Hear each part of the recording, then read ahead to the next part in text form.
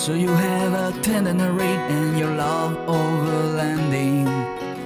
You have plans to do it big on the trails and some super glamping. One ideas, deep news and reviews, a podcast the first rate and here just for you. You don't have to think about it, join us and be about it. Something interesting we want to hear about it, come on let's talk about it. Welcome to Waypoint Overland's Random Waypoints podcast.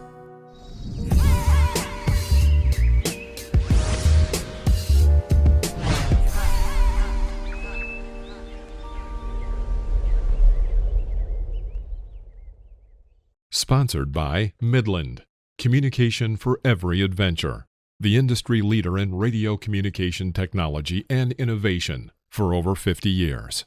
Sponsored by MyMedic. Sponsored by Tembo Tusk. Sponsored by Shower Pouch. Sponsored by DeMoss Collective, mission built and made for mobility. Sponsored by BrewTrek. Sponsored by Hard Impact Designs. Always remember, the opinion you follow should be your own. Just consider the things stated here to be a second opinion from a complete stranger online. What's up, everybody? Hi, how you doing? Good to be back, Phil. I've been off for a couple of weeks, so good to be back on the podcast. Welcome back, bro. Well, I want to start off with some somber news today. You know, we're recording this on 9/11, and I just wanted to address that a little bit. Respect to all of the people who worked during that time, the police department, the New York department, and everybody who lost their lives or is being affected by it even now. There's some people whose health are still being affected by it. Mm-hmm. All right. Does anybody know what the death toll is for Morocco? It's last I checked, it was over 2,500. I think they were saying it could go to 4,000. Wow. Yeah. It's a terrible situation. It's interesting that you not to compare the two things together, but I have a lot of history with Morocco. I've been over there, 8 or 9 times, I think. I spent a lot of time actually in Marrakesh, in that area in the Atlas Mountains where the epicenter of that was. And ironically, I was also supposed to go on my honeymoon to Morocco. I got married 11 days after 9/11, and the honeymoon got paid for. And obviously, with the events in New York City and elsewhere, we ended up not able to travel to Morocco for that. So that never happened, although we did pay for it. So it's interesting that those two things are happen to be today. But in 9/11, yeah, I mean, thoughts are obviously with everybody out there. I personally know a couple people that were affected. In fact, one of my friends that was a old Land Rover buddy, passed away in the trade center on 9/11. So it's definitely something that's memorable for me, and for multiple reasons. And the Morocco thing as well is just a huge thing. I can understand, like you were talking about Marrakesh. The modern section of the city is largely unaffected, but that just goes to show you our building standards have improved so much, because most of the deaths and the destruction have occurred in the old stuff, right? It's the old buildings. In fact, some of them are thousands of years old that have collapsed, What a shame, the loss of life and loss of history, with those ancient structures. What a shame. Yeah, I was looking at the news this morning, and one of the mosques in the main square by the Medina in downtown Marrakesh there collapsed, or at least the top of it collapsed. And I remember, I can't tell you how many times I sat outside that building and sat because they had little vendors in the square, and you get these great orange juice. They fresh squeeze it, and drink the orange juice. And I sat in front of that mosque. I can't tell you how many times. Wow. I brought these two up together because one, obviously today is the anniversary of 9/11, and we just recently had the Morocco earthquake, and the numbers and the deaths are very similar. So I wanted to, because I think it's 2,900 for September 11th, some number like that, and it's around 2,800 currently for Morocco. And it just made me think, some people kind of minimized what 9/11 was. And this kind of gives you more an idea of that number. I mean, that's the death of a powerful earthquake. You know, that's a big number. The Morocco earthquake was a 6.8 earthquake, and it was the biggest one in 120 years. So these are around the same casualties. So 9/11 is not some little minor thing that happened. No. Me and my wife moved to New York the year after 9/11. It was very hard to live in. We pretty much had to do background checks. New Jersey, New York, and the surrounding area, you couldn't get an apartment or anything like that unless you had your stuff together. And I mean, really had your stuff together. It's definitely, and that went up, by the way, Phil, that was for a long time, because it's like weird. I mean, being here, living in Connecticut, obviously we're kind of a suburb of New York City. Like I barely know anybody that wasn't affected by it in some way, or knew somebody that was working in one of the buildings or just around here. In fact, and obviously one of the flights, or two of them came from Boston. So it was like very Northeast based anyways. Yeah. I know that one of our aunt who lives in New York, she's a nun in the area. She actually volunteered her time along with the other sisters from St. Patrick's Cathedral to serve meals to all the first responders who were working at Ground Zero. Yeah. And she ended up having some health issues as a result too, because she was in the thick of it. A lot of people did. I mean, like Phil said, still do. There's so many people were affected, because you got to think about it, it's like one of the densest populated places in Manhattan, and all those people that were not, necessarily injured it was like you couldn't even see. It was so dusty and dark, and for a long time. Yeah. And like I said, I moved there the year after. And so I had an opportunity. They were still in the cleaning phase at that point. And that's probably one of the most shocking, disturbing things that I ever saw. It doesn't come across as real, or at least it didn't come across as real to me. It almost looked like a movie set. It doesn't look, well, you know what? When they used to show the video, it don't look real. It looks like something I've seen a million times in a movie. It's just weird. Funny you say that. The things that actually happened in our lifetime, and either one seem real, is that, like, particularly watching the buildings actually collapse, and the tsunami in Japan. If you watch the water coming in onto that town, that looks like a movie all day long. That's a science fiction movie. So those two events were just crazy.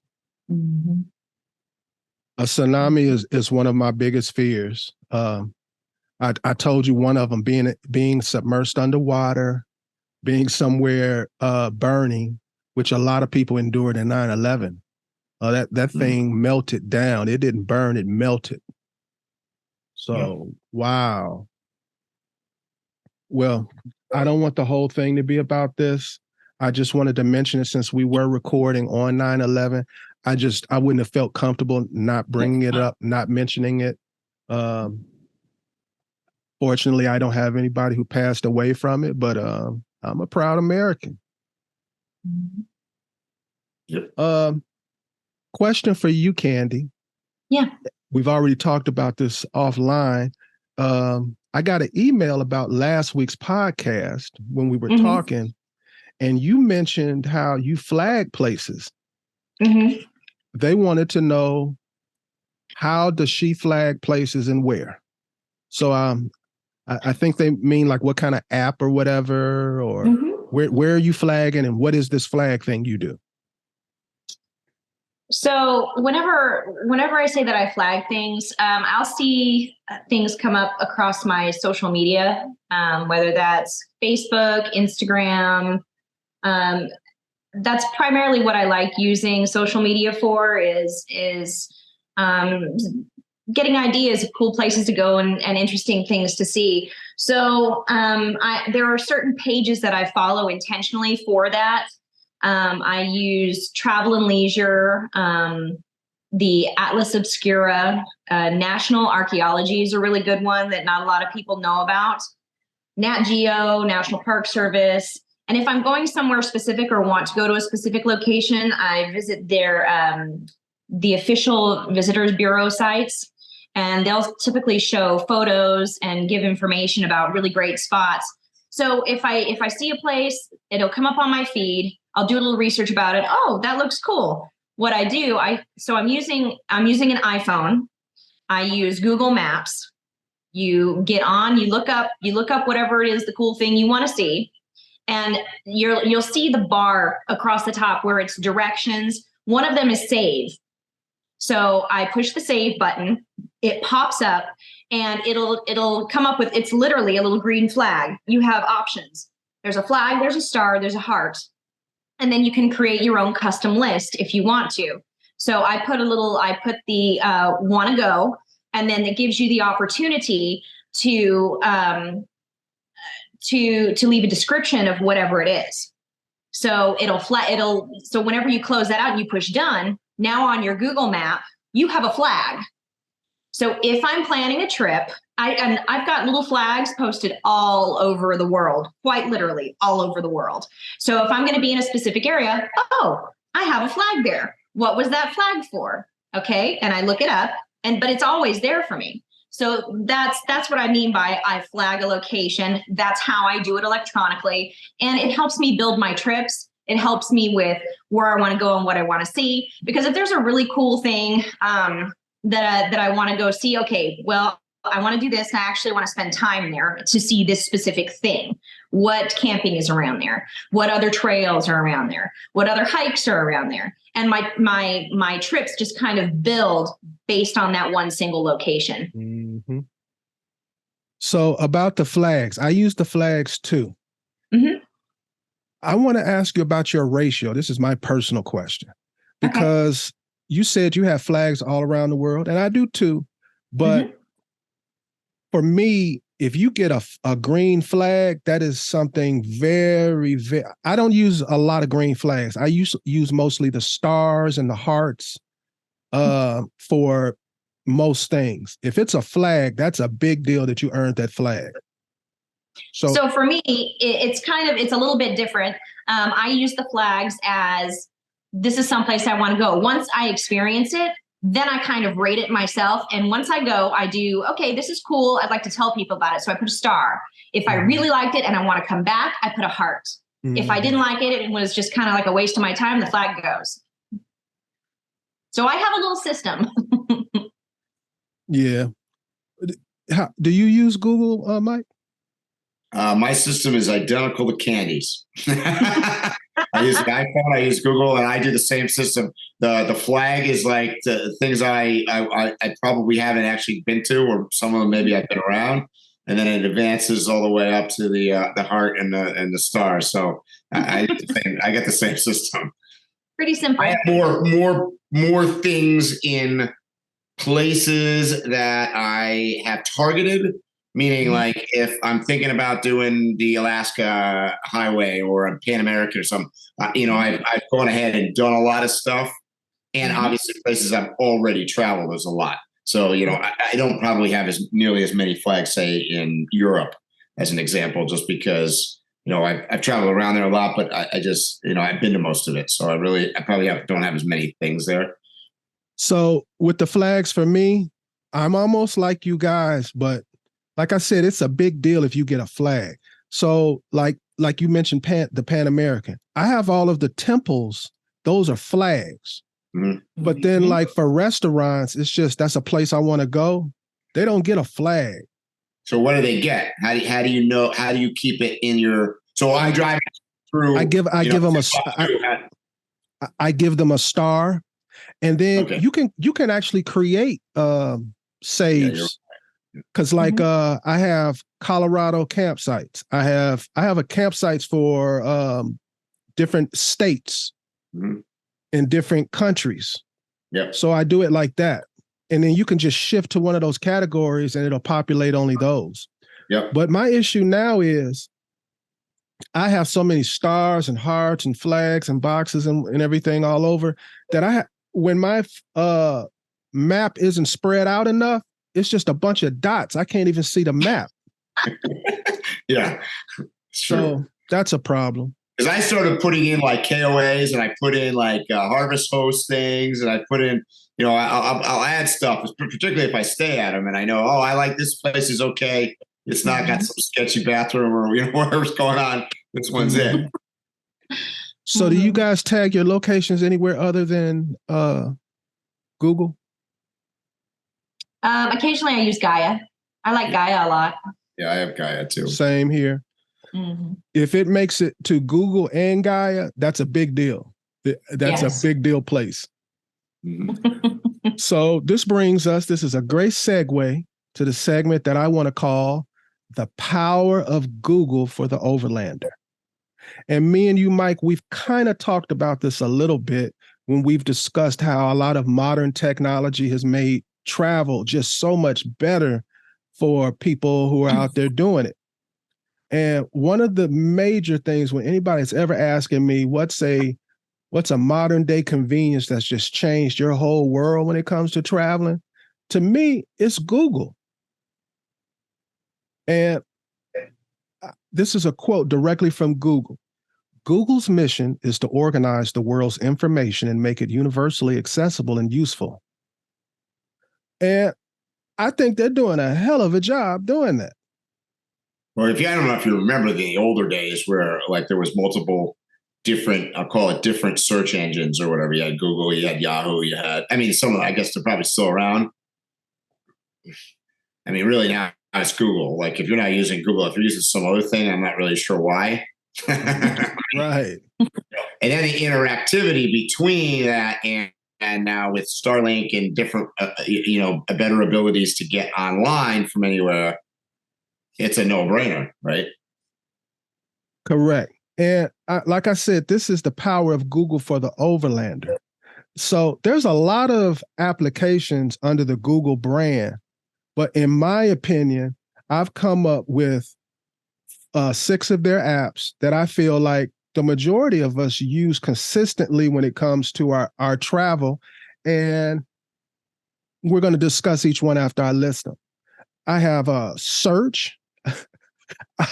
I think the world couldn't function for 2 days if search were to be shut down. The next one I have is Keep, which is a note-taking app. I have Maps. I have the news, and I have YouTube. Now, I started with search, and pretty much every single trip that I've taken, at least in the last decade, has started off with a Google search. Yeah, I think search is number one. For me, search is number one, YouTube's number 2. And a great thing about, because I don't want to just talk about this, I want maybe people who are not using these things enough to really realize you need to dig into them. Like if you're out here and you're an overlander, you're a nomad, and you're crossing borders, unless you're fluent in that language, you're going to have some obstacles. And right from the search bar, you can get translations, and you can either type them in. You can take your phone and put it up to the person and let them talk into it, and it'll bring right back a translation in whatever you want it to be. Excellent dictionary. Also for different languages, maybe synonyms and antonyms come more into play in other languages than they even do in America. It can be other languages can be very nuanced. So that's a great thing about search. I use Google Translate a lot because I translate all of my videos that go onto YouTube. So I'll put it in so YouTube gives you an algorithm, or not an algorithm, but they give you stats. So I can see the top 10 languages that my videos are watched in. So every video I upload to YouTube, I translate those 10 languages. So, and it varies a little bit, but obviously English, Spanish, French are there, but you'd be surprised. I do Thai and was a couple other ones. I can't remember what they all are, but there's like 10 of them that I notice that I get a significant amount of following from. So I use the translate a lot, as I do, when you're just traveling around, no matter where you are, particularly like for me down in Baja, I used it a number of times. But once again, it's the connectivity. You have to have the combination of the Google and the access to the web. So, I mean, that's for that part of it. I mean, yes, you can offload. Maps is another story because you can download offline maps from Google. Those work good. And another thing great from the search bar for me is the time and the weather. I'm constantly doing Zoom calls. I'm constantly communicating in some form or fashion with people in different time zones, whether they're within the states or out the country. And like right now. Exactly. And that helps me so much in scheduling things because I may be traveling from time zone to time zone. So I don't have to recalculate where I'm at and calculate. It just can become a great big mess. I used to miss calls sometimes because I got my calculation wrong. I forgot sometimes that I had moved where I'm at too, which can make a difference. And then if you're conducting business on the road, it'll definitely come into play. Another thing is, and I use this I use it for cooking too. From the search bar, you can use it for conversions, which come into play. Big deal, especially crossing borders. Especially for us crazy Americans who are the only country like in the world that use our system that we use. And even we don't. Because a lot of times we will have calculated something in miles and not converted it to kilometers. And the larger amount of miles, the bigger that difference is going to be in kilometers. So that could be a difference in hours in driving, planning, things like that. It's a bunch of different conversions. Kilowatts to amperes for your solar. What about filling up gas? How many liters does your tank hold, right? Not too many people know that. How many liters, how many pesos does it cost per liter? It's like, what? Mm-hmm. Yep. And everything I've basically named, I can do all of that right from the search bar. You can put calculations in, what is 12 kilowatts to blah, blah, blah, and it'll just give you the answer. Mm-hmm. Another thing is Keep. Do you guys use Keep or do you use some other note-taking? I use Notes on my iPhone. So do I. I use Notes. That's what came with it. So yeah, those are great. The reason why I switched over to Keep is because it's integrated into all these other things. Like I can click right into different YouTubes. I can search from it.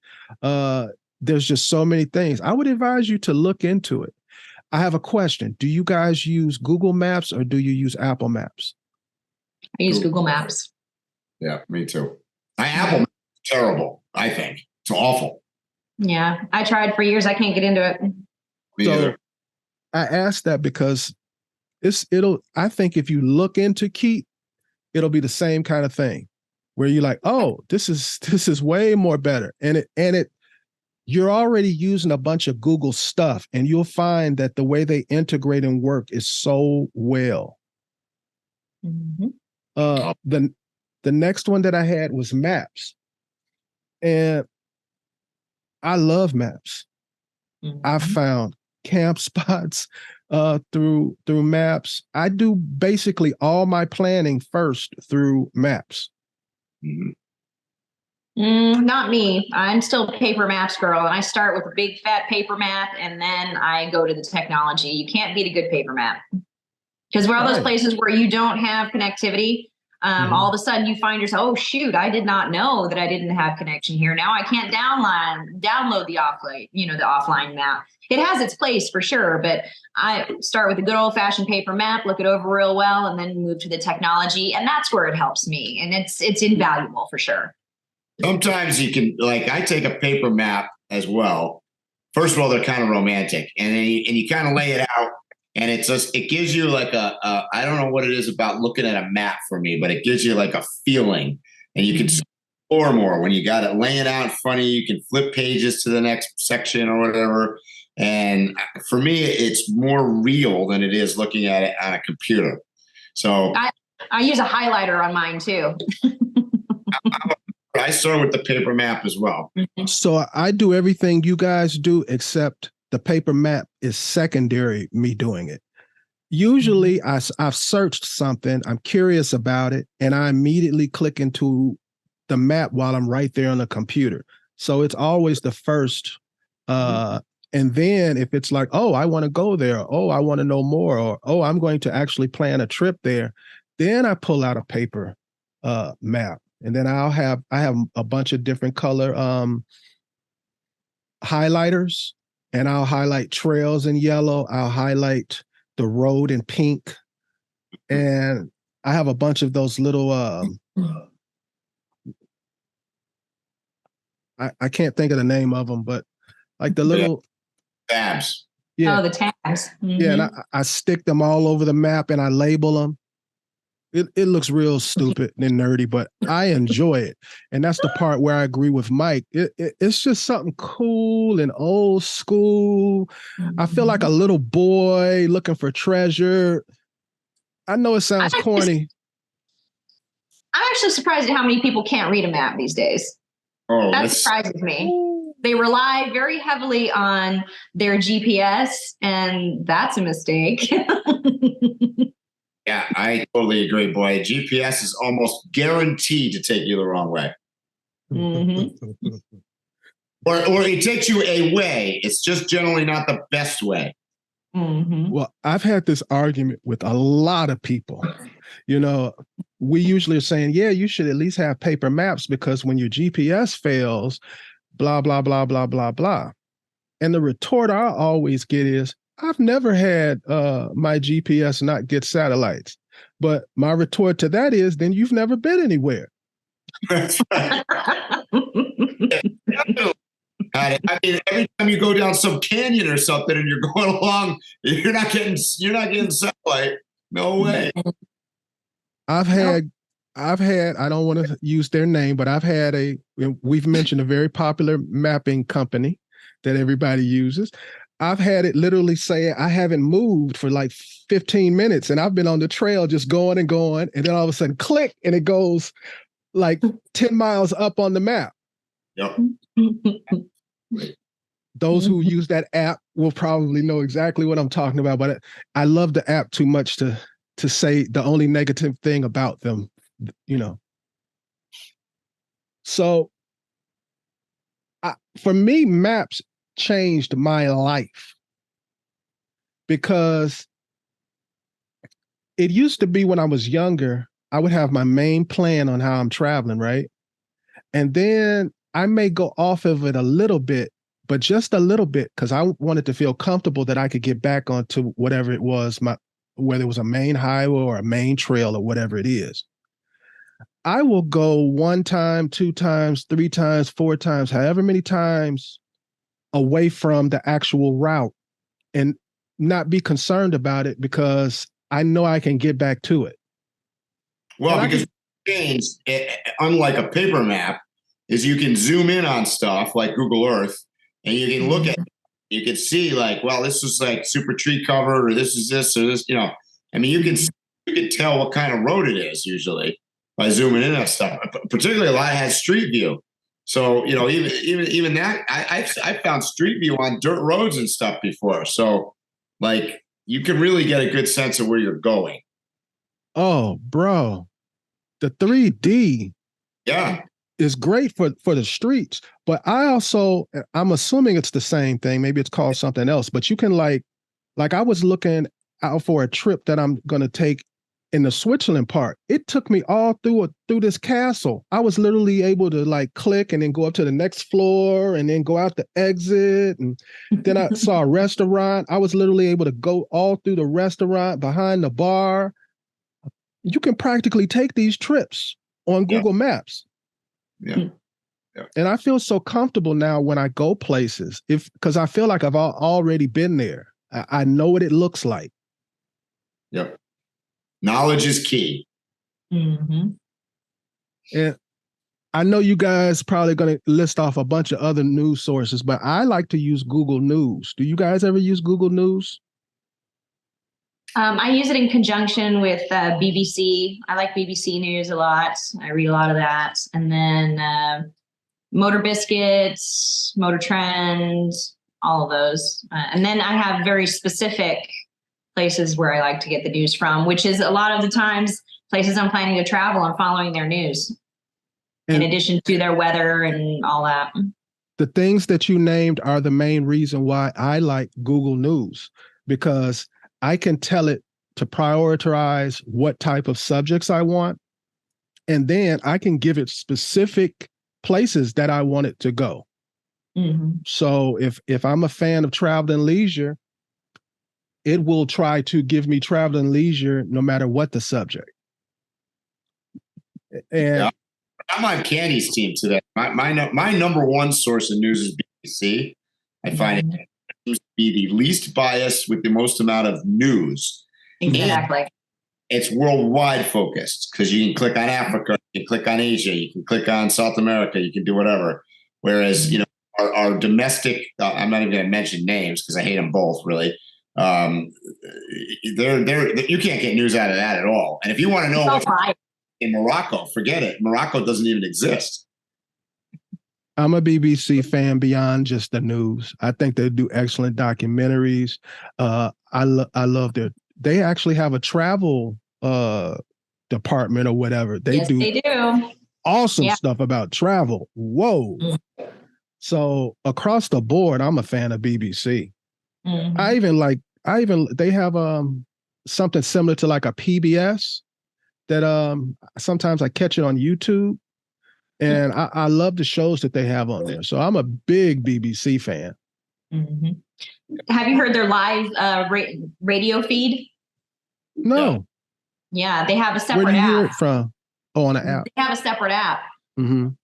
So if you get on there and you're just driving along and you want to hear, the latest and greatest from BBC News, just, hit it up on your Bluetooth.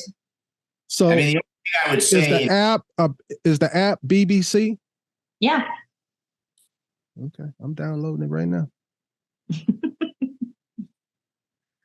And the last thing that I wanted to mention about Google was YouTube.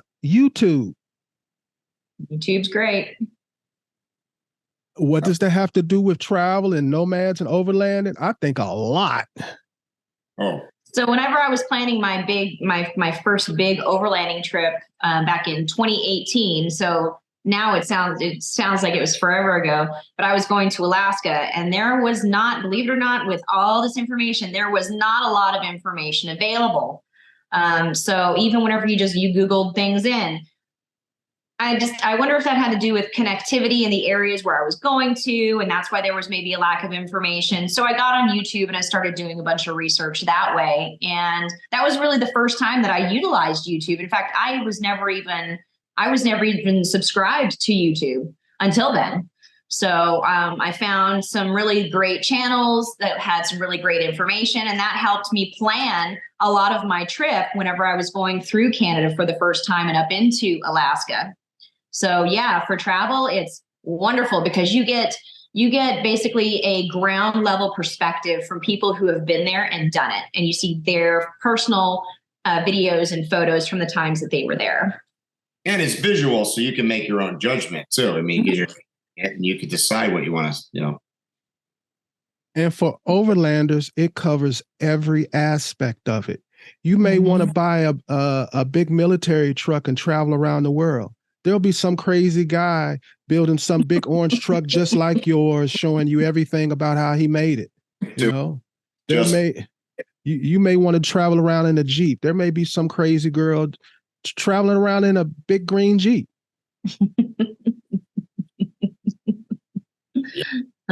And they'll tell you things that you're not going to hear if you listen to a salesman or a manufacturer or a vendor. You know, or even the local chamber or the local tourist agency. Obviously, I agree. Right. Yeah.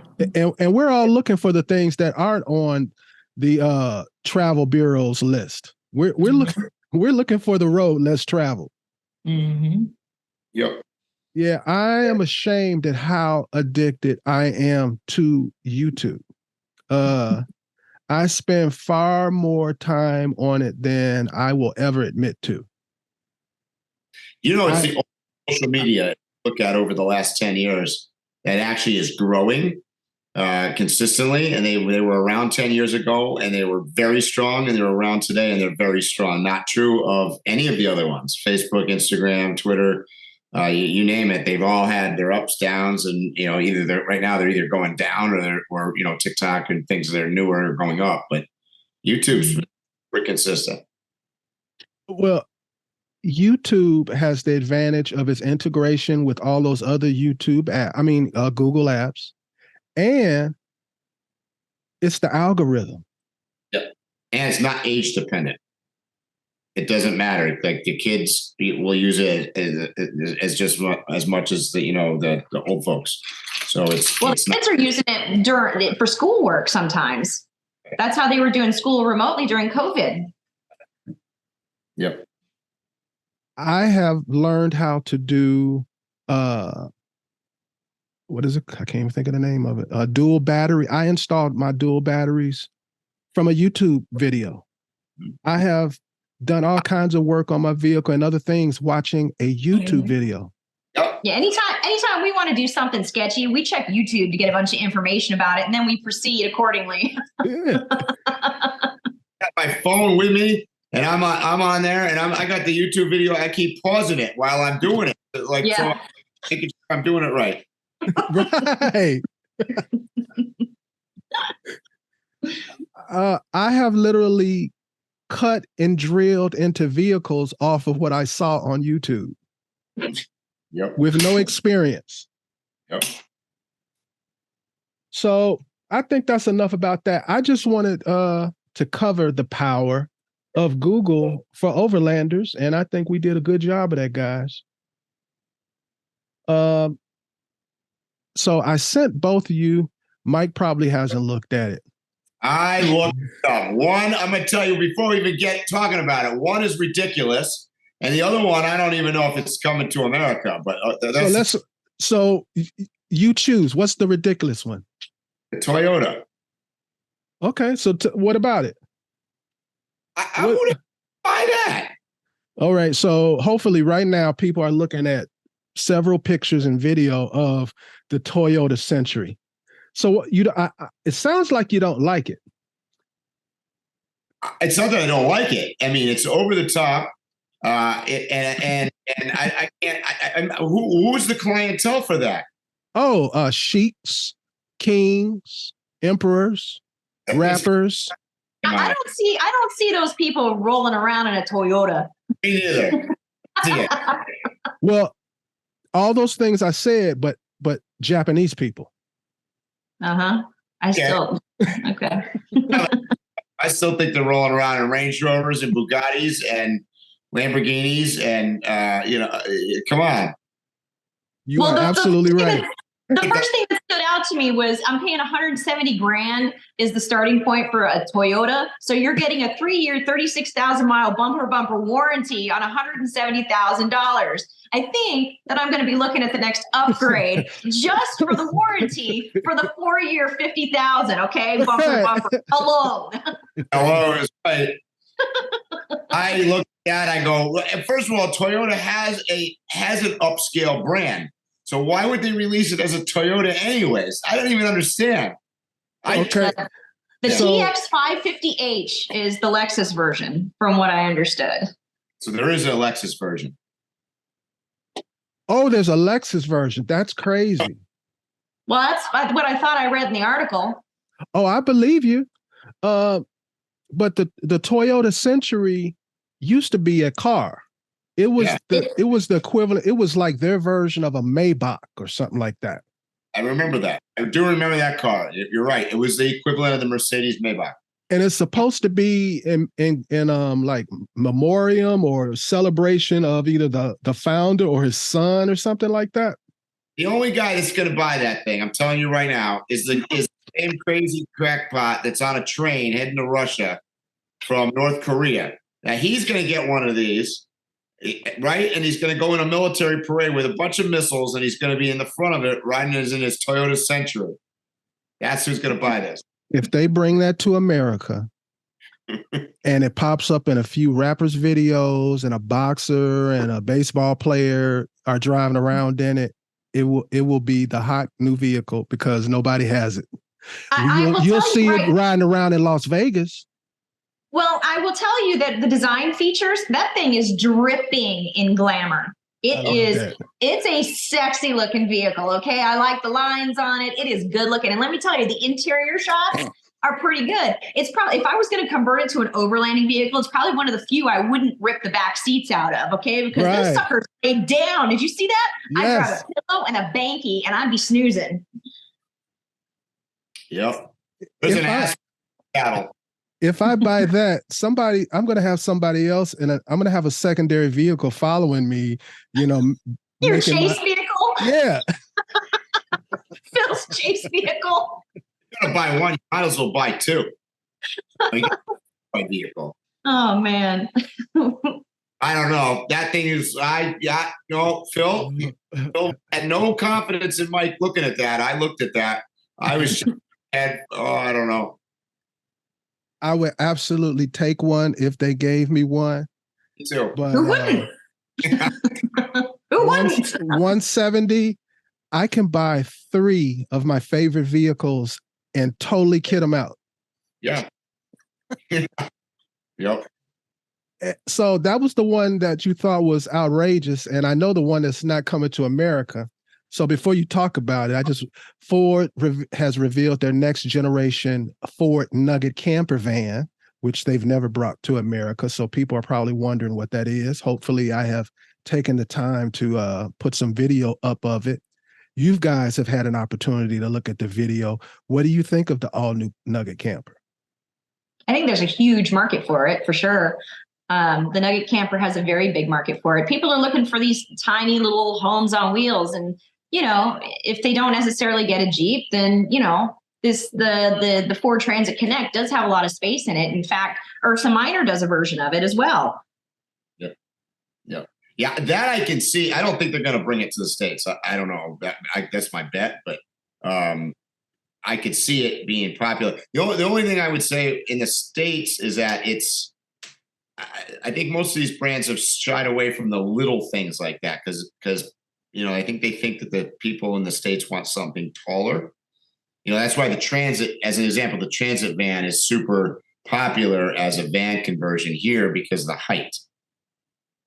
And Well, I think if they brought it to America and they put it at the right dollar amount, they'd fly off the shelves. Yeah. And nobody would care about the size. There are a lot of people who I just want something to camp in and I don't want to spend $1 million for it. And especially if you're a small family with small kids or something like that. I can see it being very popular among young families. I could see a young lady, her last 2 years of school, working on a master's, living remote. I could see a couple doing the Pan Am on that. I could see a full range of things in that vehicle. Yep. Yeah, I agree. I'm not just thinking of nomads. That's a solution to a lot of the people who are starting to use mobile life as a home. Mm-hmm. because it has everything. You don't need anything. The only thing I saw missing was a toilet, and that's nothing. Yeah. During my research of the Ford Nugget, they mentioned a 5G modem hotspot being standard. Did you notice that? Mm-hmm. Mm-hmm. So I got a question for you guys. Do you see Starlink or some version of it being common in these type of vehicles in the near future? Because that's Yes. the first thought that I had. Yep. The first thing going into our new build, whenever it comes back, because it'll be back in a couple of weeks, is it's getting a Starlink. So I heard absolutely. put Starlink, which makes sense, obviously, that they're going to be putting Starlink standard in all the Teslas. Oh yeah, I've been waiting for that. Awesome. That only makes sense. But I foresee Starlink being like what was that thing in years ago when you'd buy a GM car, you'd hit the button. What was it? Star. Yes. OnStar. Yeah, I feel like they're going to integrate it into something like that, and it'll be that basic of a thing in vehicles in the near future. Mm-hmm. Yep. I had one more thing I wanted to cover. So did you know that the Nugget has a couple of competitors? Yeah. Yeah. Oh, what are their competitors? So the Mercedes Metris platform has always been big competition. However, as of 2023, Mercedes is discontinuing that from the lineup. Ooh, Yeah. I know that. Mhm. There's isn't there? Is it Fiat or so one of the Italian? I thought it was Italian, maybe French. So it's being built on a Ram ProMaster, and the company is called Wingham.com, and it is made by Fiat, and it is here in the United States now, the 17-foot version. Yeah. So, but it is a full Class B motorhome is what it is. So it's got a wet bathroom, it's got a kitchen, it's got everything. And the 17-foot version is the one that they brought to the United States. In fact, I just read that article 3 days ago. So it's here and it's available. Yep. So our last news item, guys, is the grizzly bear. We discussed this, me and you, Candy, on one of the shows. The grizzly bear that killed the woman near West Yellowstone in July. Yeah. Well, the bear was euthanized after breaking into a home. The Montana Fish, Wildlife, and Parks, they confirmed last week, Wednesday, that a grizzly bear was euthanized on Saturday, September 2nd. And she was a female, and she had a cub. So that's a sad part of that. That's sad. And they did a genetic analysis and other identifying factors to confirm that the bear was definitely the one that attacked the lady July 22nd. Yep. Yeah, I saw that. So I hate hearing stuff like that. Now, a little fun, guys. You know, I get a lot of questions, but sometimes I have my own questions. Uh-oh. We're gonna Always loaded. We're gonna answer one of the oldest questions in overlanding. We're gonna settle it today. Okay. Oh boy. What is the perfect temperature for beer?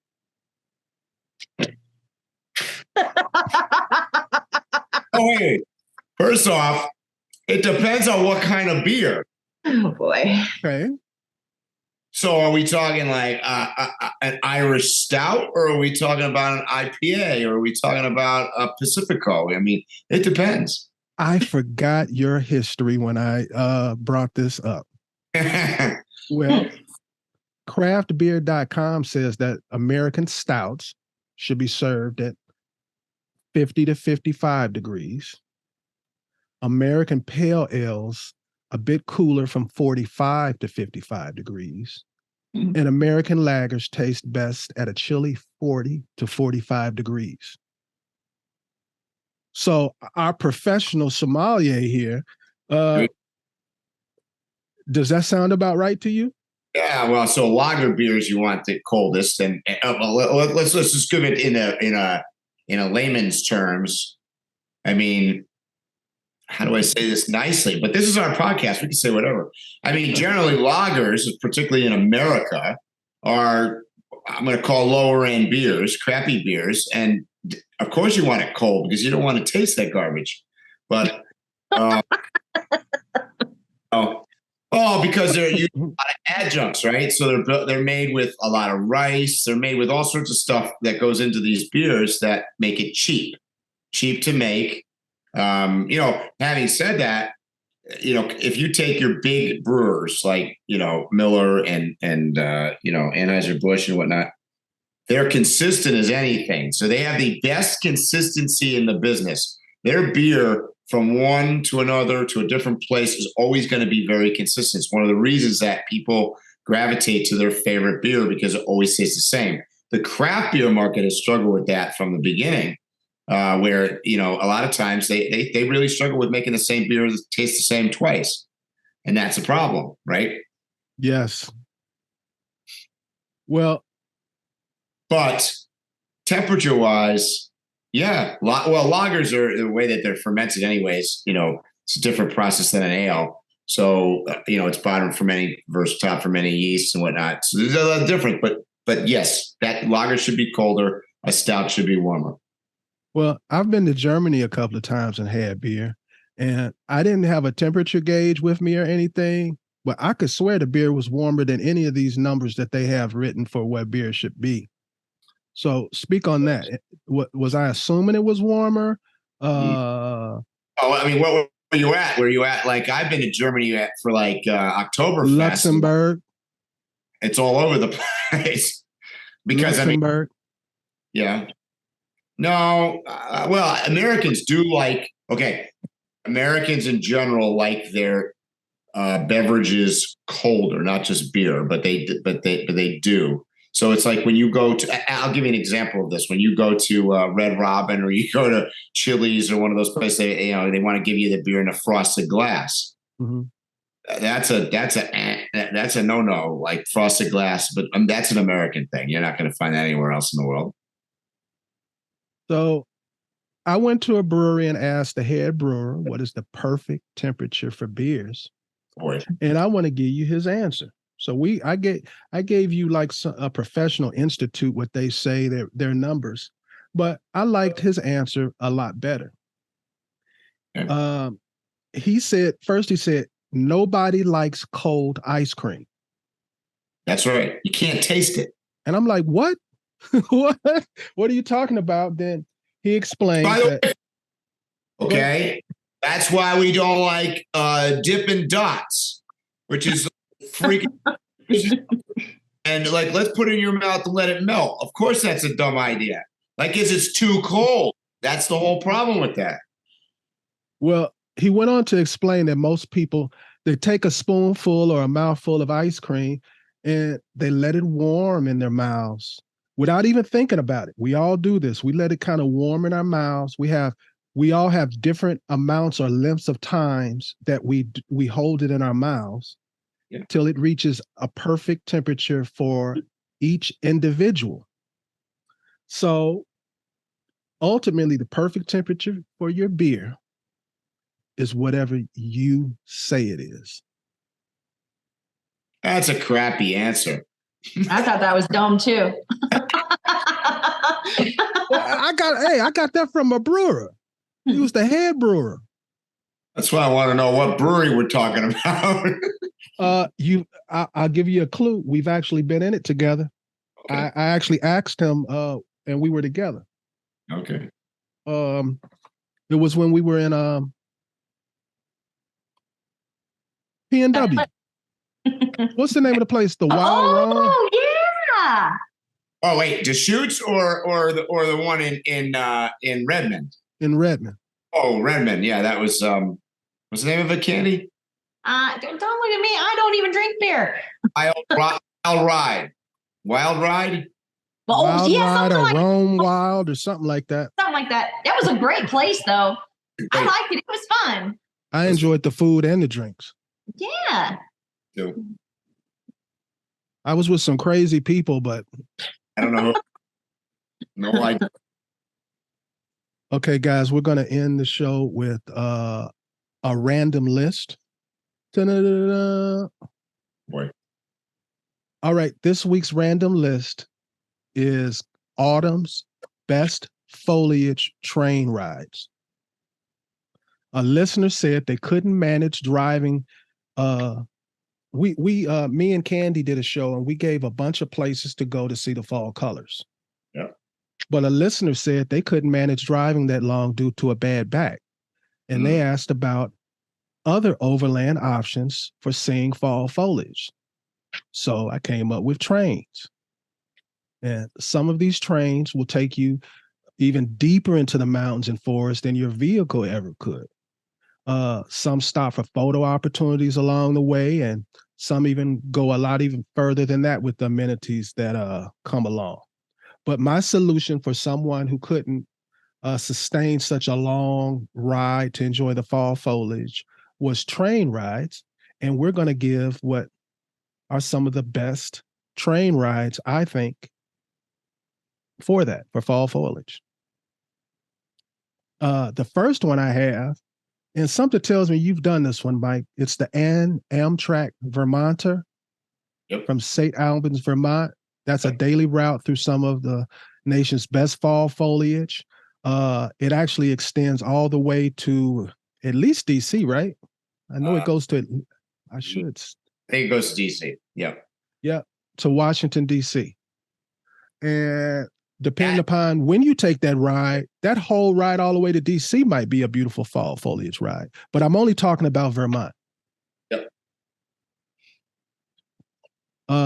Another thing about that particular train is they've got great Wi-Fi on these trains, because you have a lot of business people. You'll see like famous people on the section from DC to Connecticut going to like different major businesses, and you'll see like notable TV personalities going to their jobs. It's kind of crazy. The next one is the Conway Scenic Railroad in North Conway, New Hampshire. And I've done that one too. Yes. So talk about that, Mike. There's another one. That's out there, by the way. That's pretty remote. So in fairness, you got to drive to it. So we're talking about. So if you go to the White Mountains, the Cacamungas, I always get the road. Kangamangas, okay. Highway splits the mountains. And when you get almost to the end, there's a little town called Conway, which is pretty residential for in town. Yeah. And that's the place I suggest you take it. I don't even know where the other place is that you take it. And it stops midway. I remember, yeah, you're right. But while you're on that area, you can take the train to the Mount Washington too. Oh yeah, I've done that one too. Shorter, so that's good that you mentioned that. Much shorter. So yeah, that's a good one too. You got something in that area you want to mention? You have a look on your face. Oh, if you're talking to me, yeah, there's on the East Coast, there's actually a fall foliage cruise. If you don't want to do a train, there's actually a cruise out of New York off Manhattan. And it's called the Fall Foliage Cruise. It's on Saturdays and Sundays in the afternoon, and it goes up the Hudson. And it's about 3.5 hours. You go by the Statue of Liberty, and it's actually very frugal for what it is. It starts at $45 and it's only $60. And that $60 will get you into VIP seating and a hot dog if you want it, with a glass of wine. That is a great price, because it's probably about a quarter of what it's going to cost you to park. Exactly. We were talking about that earlier. Wait a minute, a quarter? That's only $15. Where can you park for $15 in New York? No, the fare is a quarter of. The parking is going to be $180. Yeah. And you better live in New York, because you're going to have to pay to get across that damn bridge. That's right. But Candy's right. That is super scenic, because as you go up the Hudson, people don't realize it's actually not very developed along the Hudson. So it's really scenic. Yeah, as you get toward Bear Mountain, you get there during the right week of the season, you can't distinguish that from any of the other great places for fall foliage and how dense it is. Yeah. The next one I had on my list was the Blue Ridge Scenic Railway. Mm-hmm. I've never taken it, but I know the route it takes, and I've taken similar routes driving, matter of fact, with you guys. So any train that's going through the Blue Ridge, it's got to be a winner, in my opinion. That's why I have it so high, sight unseen. Yeah. Have either of you guys taken that train? Not taken the train either. I've driven straight through there too. But Plenty of times. And the next one I had was Mount Washington, which you already mentioned. My next one is the Catskill Mountain Railroad, which is one of my favorites. I almost don't want to admit to the existence of this one, because this is one of the ones where you can still kind of go to. It's still homey, small. Everything that you want, old school about it, is still there. The guy is dressed a certain way, everything. Delete that right off the podcast. That's my favorite one too. So just delete that. Don't tell anybody. So talk about the area. Have you ever checked out the area? Catskills? Mm-hmm. Yeah. Oh, absolutely. Yeah. I've driven all through there too, in addition to taking the train. But it's another, I would call it an unknown, because of the proximity to what people think of New York and what people think of the city and the proximity to it. It is nothing like being anywhere near New York. Oh, it doesn't even seem like a north. If I just dropped you there, you wouldn't even think you're in the north. You'd think you maybe are in North Carolina. Right. Yeah, I literally debated on whether I wanted to mention this one. Because I have on my East Coast swings taken this. You never see it on my Instagram or anything, because I can take it. It's a quick ride. They bring you back. I can go, and there's not a lot of crowds. I didn't hear you. Go say it again. Back in time. That's the other thing. It's kind of cool. Those were the words I was looking for. That's the one that's most back in time. Yeah. Yeah. And the last one on my list is the Silverton Railroad in I'm sorry, not the Silverton Road. What's the name of the damn thing? Silverton, isn't it? Silverton? No, that's another one. There is one in Silverton, and that's cool. But mine was the Rocky Mountaineer. It's from a Canadian company. They're a Canadian rail tour company based in Vancouver. Now, you're talking about the Rockies to the Red Rocks.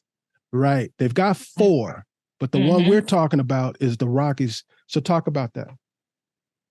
The Rockies to the Red Rocks goes between Moab and Denver with an overnight stop in Glenwood Springs. And of course, Glenwood Springs is known for their hot springs and whitewater rafting.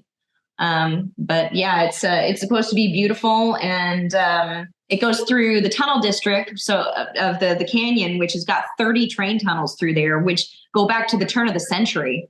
So it's supposed to be an amazingly beautiful piece of railway. Well, this is one that made my list that I have not done because of all the beautiful videos that I've seen. I do know the areas that this goes through, and it's just no way that this couldn't be excellent. And then when I read about all the amenities and things that you can do as offshoots from the actual train ride, I mean, this could be a whole planned out trip and nothing else. Yeah. You may want to mention that it's seasonal as well. It's only available April through October. Okay. So y'all heard that, right? What's the one? There's one that's like Montana, Idaho too. Anybody know the name of that one? Because that's pretty scenic as well, and they get foliage there as well. I can't remember the name of it. I'm trying to remember where. That's another one that I haven't done. I originally had it on my list and I took it off, but I haven't done it. I've got the Georgetown Loop Railroad. It's a historical piece of railway, and it's in Colorado. It's from the 1880s, and it's a loop. And so they actually have in September that starts, and it's called the Fall Colors Train. And you can, book your stuff and go. And later in October, they have Pumpkin Fest train and Autumn Fest train as well, at which point they incorporate free beer samples from the local breweries in the area around Colorado. So I'm in.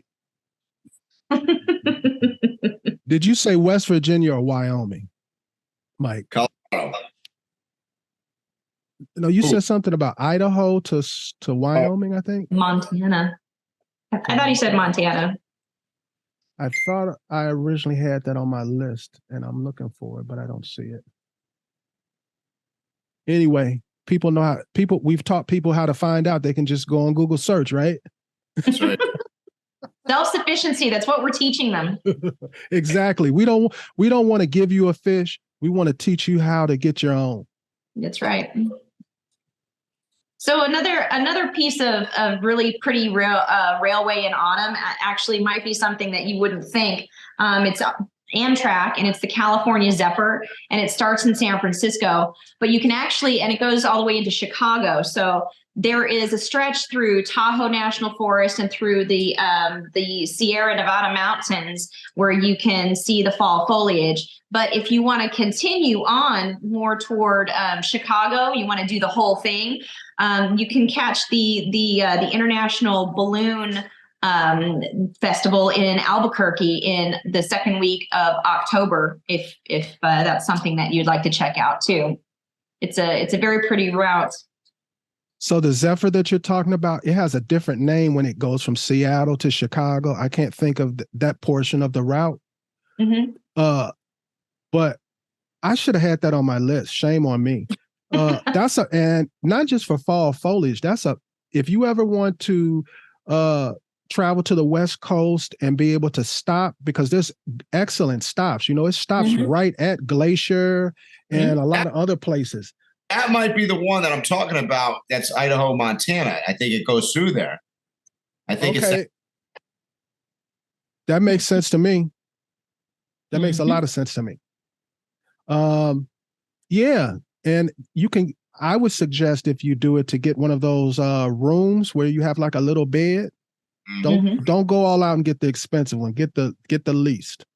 Because there's not much variance in them except the price. Yeah, I should have had that on my list.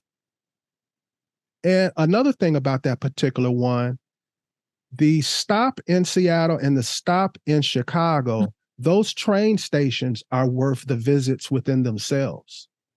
Yeah, I haven't been to the one in Seattle, but the Chicago one is amazing. Yes. And the very first one we talked about that goes all the way to down to DC, it stops in DC and New York. If you've never been in the DC train station or the New York train station, whoa. Yeah. Whoa is right. Yeah. Those are the closest things that you're going to see to the architecture of train stations when you go into Europe. Yep. I'll say it looks like you're in Europe. Close. Whenever it's still not even as big as some of those train stations. Some of the train stations I know are really beautiful. Whenever we backpacked Oregon in 2013, we actually took the Coastal Starlight and we ate at the Portland train station. We actually had an excellent meal there. So it wasn't something I thought that you could do. It was actually my first experience doing that. And it was really beautiful. Actually, the architecture, like you said, was gorgeous. So Amtrak needs to get their naming and nomenclature together. Because the Starlight, isn't that a portion of the Zephyr? The Coastal Starlight goes from Los Angeles all up the way up into Vancouver. You can actually cross the Canadian border on the Coastal Starlight. See how I don't know which one is which, but they all follow on those same train tracks. They need to get that straight. Because I'm always confused. Because when you get to Seattle, you can go into Vancouver or you can take the one that continues to Chicago. And I have to did that used to be the Super Chief? I think like so. Back in the day, so. Wasn't that the Super Chief? Yeah. I don't know for a fact. And it goes back to what I'm saying. it's too many variances of names on that route for me. Cool stuff, though. I'm slow. And I wanted to mention one in my home state, and it's not necessarily a fall foliage train, but the Hood River Valley train excursion. It takes you through the autumn scenery of the gorge during the fall, and I think that's a very beautiful train ride. So I don't have it on my list, but I suggest it. And if we're done with that, go ahead. What did you say? I'm sorry. Sounds like a good list either way. Get out on Google and look up your own things. There you go. So, guys, what are your plans for the next couple of weeks? I know, CANDI, you said you're in deep get your rig together mode. Yep. That's happening right now. Right now. I'm trying to get it together for MOONLANDING. So fingers crossed that it makes it, because the conversion can take 3 weeks, they said. Mm-hmm. So, Mike, I've been trying to convince her to come out on the East Coast. You'll be at Expo, right? Yeah, I'm in the same boat as CANDI. I'm attempting to try. I'm pretty much attempting to do the impossible. So, yeah, I'm going to be. I'm not promising anything to anybody really, but the plan is that I'm going to be at Overland Expo East in what amounts to be. We're down to about 23 days, and then I will be at MOONLANDING, which is in about I don't know, 38 days, whatever that is. Yeah, I'm not sure how I'm going to make either one. I'm going to be cutting it close. I know that. I may even get there a day late after it starts, because for me, from here, where MOONLANDING is only a day's drive. So if it's Friday, I'm driving, I'm going, and I'll be there, even if I'm late. Well, I plan on going to Expo, and I plan on going to MOONLANDING. So you're going to Moon. I thought you were going to. I thought you were going to the rooftop. What? I'll be at MOONLANDING. But answering, sometimes you have obligations to do things. I'm glad that you'll be there now, Phil. So the pressure's off. So you can always represent the podcast. No, we'll see. I am in all seriousness, tomorrow I'm going to be on WFSB Channel 3 here in Connecticut. So I'm doing a segment on overlanding van life, and I'm being sort of in tailgating. So I'm demoing some Tembo Tusk products tomorrow on TV here. And it's an opportunity to, at the same time, since all of Connecticut is going to be watching, maybe not, but they'll be seeing the truck live on TV. So I guess I'm going to have to let it go and let everybody else around the country see it at the same time. So you'll be getting a picture, at least, of the truck in all its fullness, because I've been kind of sneak peeking parts of it on social media. So that's happening. So the most entertaining part of that I've seen of your sneak peek was your roto packs that makes you an official overlanding rig. Out the roto packs on the back, because the truck that has a fuel tank capacity of 120 gallons, you definitely need the extra 2.5 gallons on the rear. But especially even if it's not diesel. It's for the 240 miles on the motorcycle, so it's worth it. Sneak peeks, but tomorrow the truck is coming out, and actually more exciting, probably at the end of this week I'm moving into it. So I'll be officially back in a truck on the road, probably by the end of this week. Congratulations. Well, if everything goes right with me, I'll be debuting a new vehicle and something going along with the new vehicle. At so Expo East. At Expo East. Okay. A big Expo East, boy, I'll tell you, all these debuts of things coming out. Oh boy. We might be coming in with the same on the same tow truck. Who knows what's going to happen? Well, I didn't say how I was getting there. And then I'm trying to figure out how I'm gonna get from Virginia to New Mexico in what amounts to not a lot of time, really. Wait a minute, from Virginia to New Mexico. You can make it for. Yeah. Oh, I keep forgetting you go a whole different pace. Yeah. Well, it's not only the pace; it's also I have to stop in St. Louis on the way across to do a service on the truck and check it with at Midwest Military. So I've got to make, which is not a huge detour. It's just a minor little bump out of I-40, I guess, right? But it's a lot. It's a lot because we don't usually roll out of Expo until, Monday-ish at some point. And technically Moon Landing kind of gets going on, I don't know, probably Wednesday to Thursday-ish. So that's not a lot of time. I don't care what kind of speed you drive. Did you see that?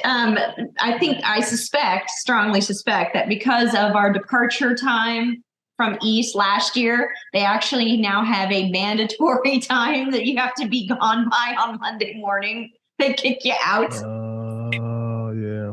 I think I'm signed up for Expo East at all. In fairness. The guys that were cleaning up were starting to pack up and leave. Yeah, now you have to be gone from the grounds by 11 o'clock on Monday. Okay. Well, if I'm making New Mexico, I will be gone from the grounds by then. In fact, I almost have to try to head out on Sunday afternoon later, even to drive time in. I don't know. We'll see. I don't care who does it, but everybody doesn't always know everything that we're talking about. That's right. So somebody speak on this. Why are we all so eager to go to this place called Moon Landing? Is it a place? What is it? It's in the desert. It's west of Albuquerque, New Mexico, probably a couple hours outside of Albuquerque. And it's in a very remote part of New Mexico. What are we looking down? We're looking down here. Oh, no. Where I just pointed my finger, I plan on having some information there. Continue. It happens to correspond with a eclipse weekend as well, a solar eclipse, and it is on a dark sky, contiguous to a dark sky park, correct? Area. So why are we so anxious to go? Because there's going to be potentially 1,000 overland nomad van life people hanging in one location. And we're not working. We're just chilling out. We're all relaxing together, hanging out, having a good time, and we're not working. We just have an opportunity to just be together. And I think that's why I can't wait to go. We can just all hang out and chill and just be together. I, for the record, am not at Overland Expo East either.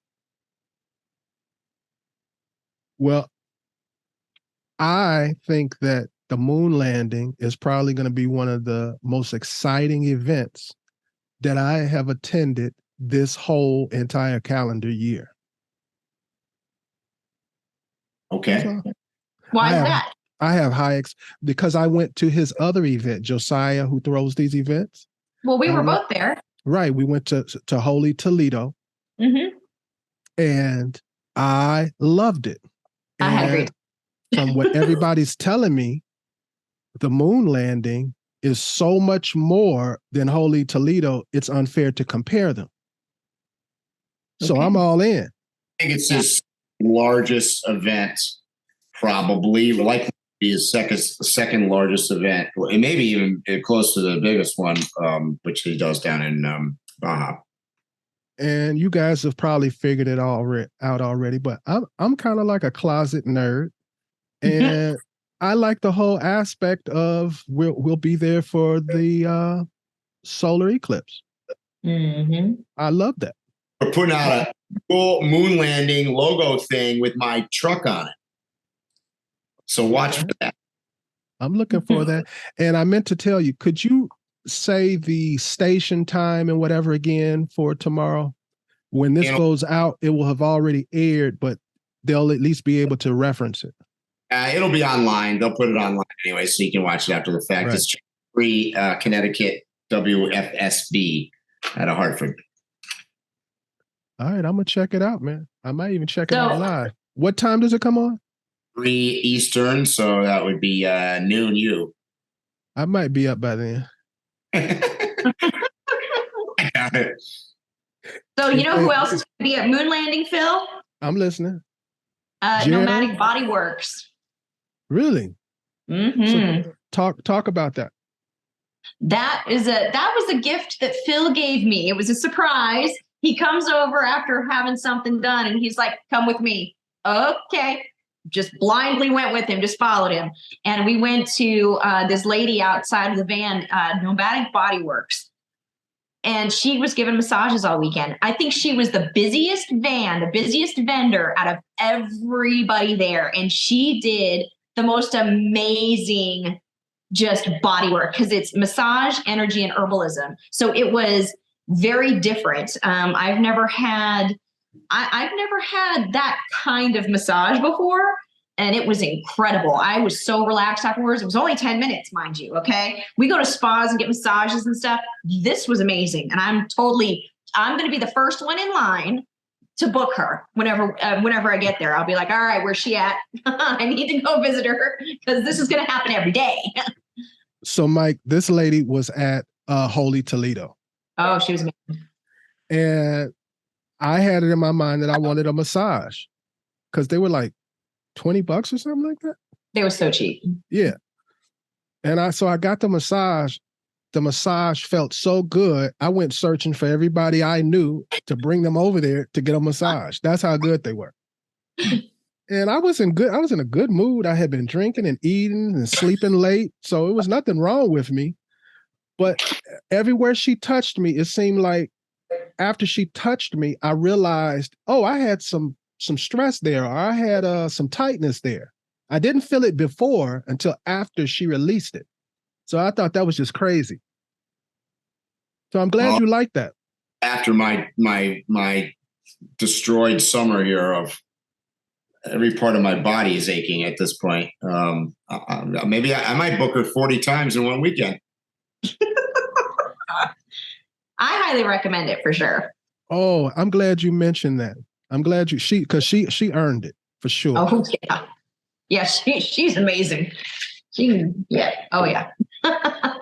Yeah, but it's a different kind of massage. I forgot what she calls it. It's not like a regular massage at all. Mm-mm. Mm-mm.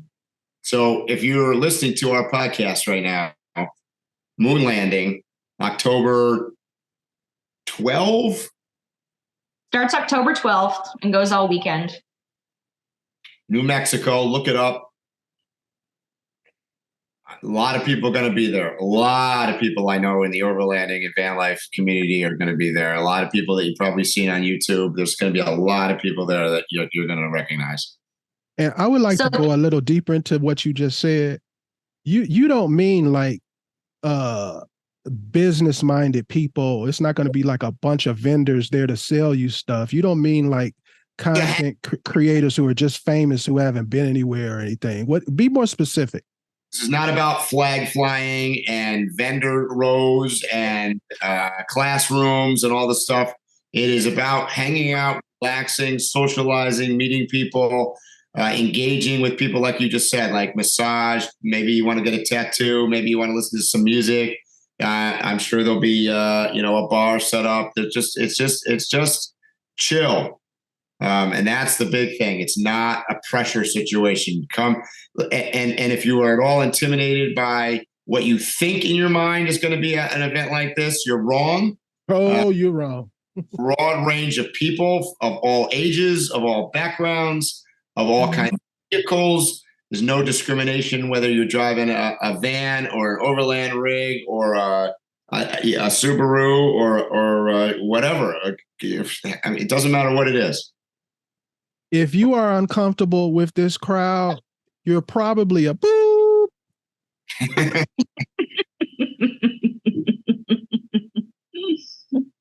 And I meant that. Yep. And make it a trip, because like it's been mentioned, that's also around the time of the hot air balloon festival in Albuquerque. So it's the next weekend. Right, there's a lot going on. So I will be at that as well, because I will be in the New Mexico area. I don't want to misquote. Right, though. It's right around. And when you find whatever you find, I want you to make a point of telling people that this balloon festival that you're talking about in Albuquerque, it's not just some little local balloon festival that they'd be going to. World famous. It's one of the largest balloon festivals in the entire world. It's a world notable event. So it begins Saturday, October 7th and ends October 15th. So it's not the weekend after, but the weekend before and all during the week. Right. There's, I'd say, about a 70% chance that if you've ever seen a video or pictures of where the sky is completely full of balloons, that footage or picture was probably taken at the Balloon Fiesta, because there's very few balloon events that have enough balloons to have created those images. Mm-hmm. How does somebody find you, Candy? Chicks do it too. Instagram, YouTube, a little bit of TikTok, a little bit, spread a little bit all over. What about you, Mike? Right there. Oh, imagine that. Is there anything anybody wants to say before we go? It's good to see you guys. Good I'm excited. You too, Candy. Be on the road, and I'll see you out there. All right, everybody. You know what I'm going to say. Stay safe, tread lightly, and hopefully we'll see you here or on the trail soon. You have been listening to Waypoint Overland's Random Waypoints. Like, subscribe, and stay tuned for more.